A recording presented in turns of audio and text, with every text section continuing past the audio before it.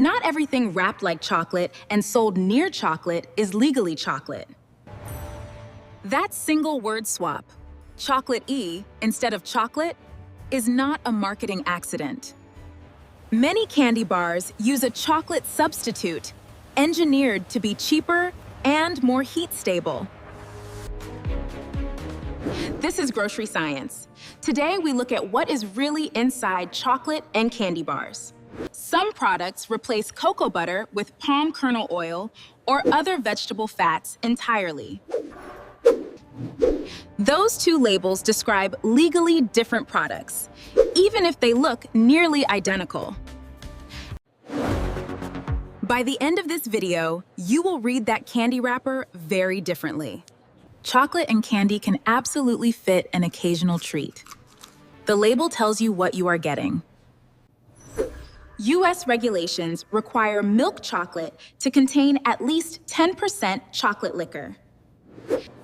The European Union requires milk chocolate to contain at least 25% cocoa solids. That means EU milk chocolate legally requires more than double the cocoa content of US chocolate. Lower required cocoa content generally leaves more room in the formula for added sugar.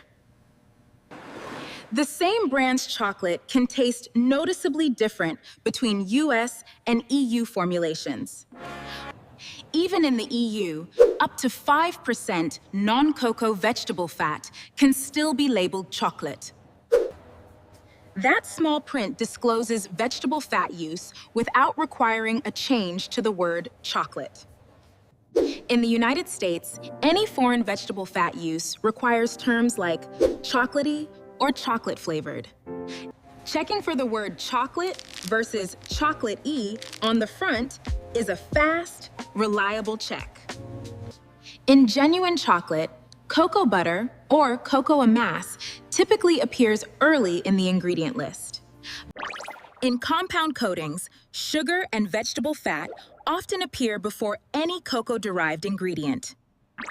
Ingredient order remains one of the clearest, practical ways to identify genuine chocolate. Cocoa butter is expensive, and its price has fluctuated significantly in recent years.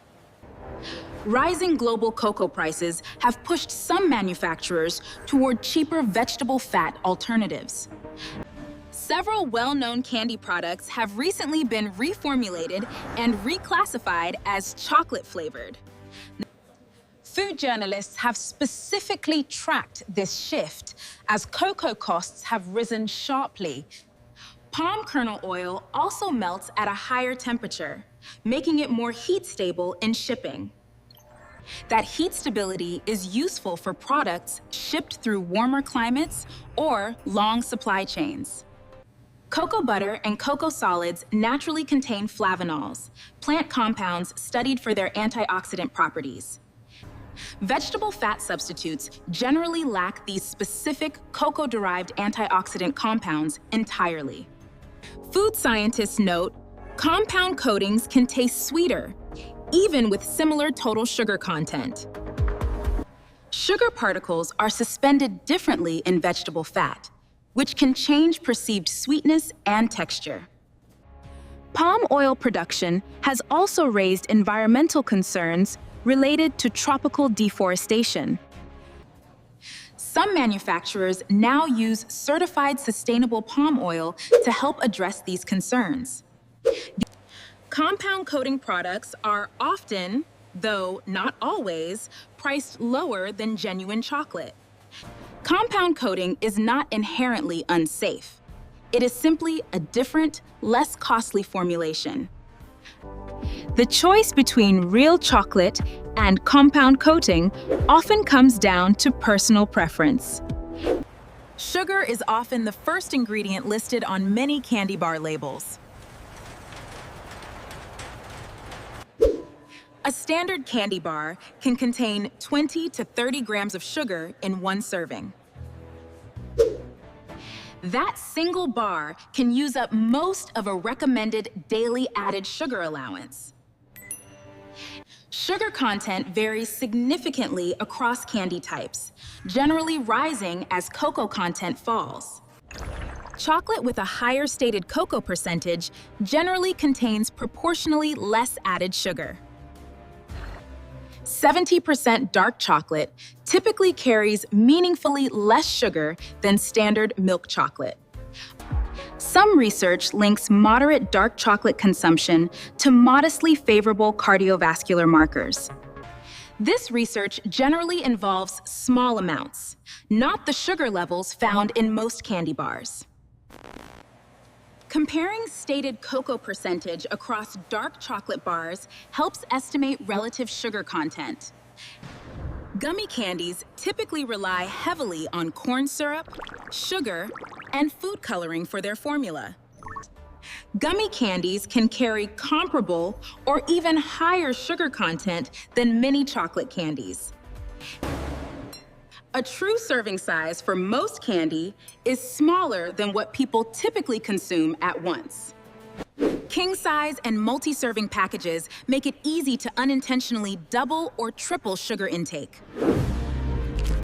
Checking servings per package, not just per serving, reveals the true total sugar content.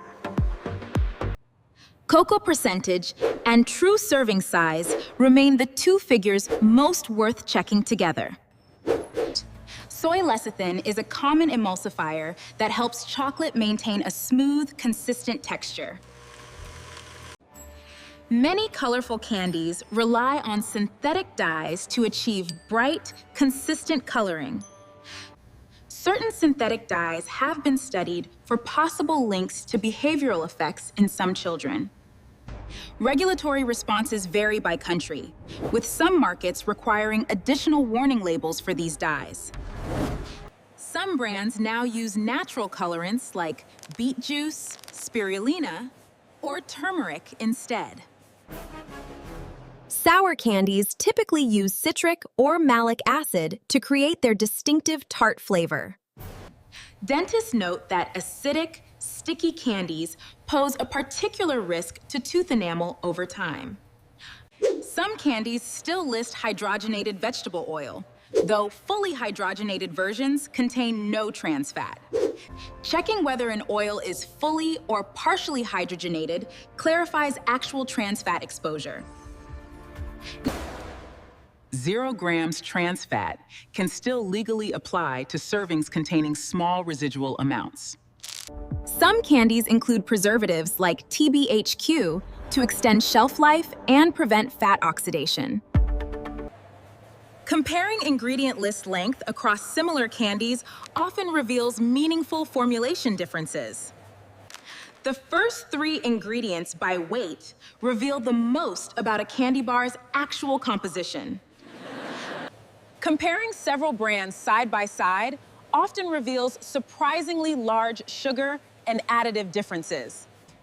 Understanding these patterns lets you choose chocolate and candy intentionally, not just by craving. The term dark chocolate has no single fixed cocoa percentage minimum under current US rules. Terms like premium and artisan are marketing language without formal regulatory definitions. A natural label claim does not guarantee the absence of processed or synthetic ingredients. Serving size print is often smaller than the flavor description printed above it. Flipping the wrapper over remains the most reliable way to verify any front label claim. Health-sounding icons and imagery do not always reflect the actual sugar content underneath. Checking the actual stated cocoa percentage matters more than trusting the word dark alone. Comparing several brands side by side often reveals surprisingly large added sugar differences. Some products labeled all natural still contain palm oil and added artificial flavoring. Marketing language strongly shapes how healthy a candy bar appears, independent of its actual ingredients.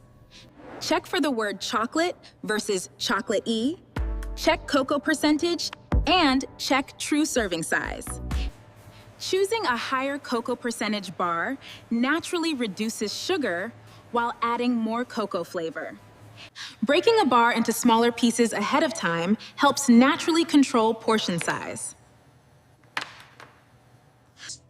Pairing a small amount of dark chocolate with fruit or nuts creates a more balanced snack. Choosing single-serving portions makes it easier to align intake with the nutrition label. Genuine chocolate is often priced higher than compound coating candy of similar size. A few extra seconds reading the label can meaningfully change what ends up in the cart. Knowledge about ingredients is not about fear.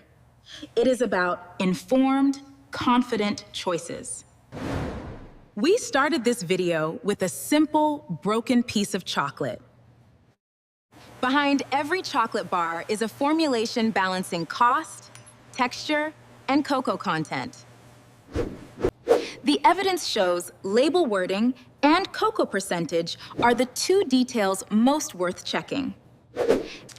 That understanding gives you a real choice rather than just a marketed one. At Grocery Science, we examine food through evidence, not to generate fear. Coming up, what is really inside canned soup, plant milk, and rotisserie chicken? Thank you for watching Grocery Science. Stay curious, stay informed.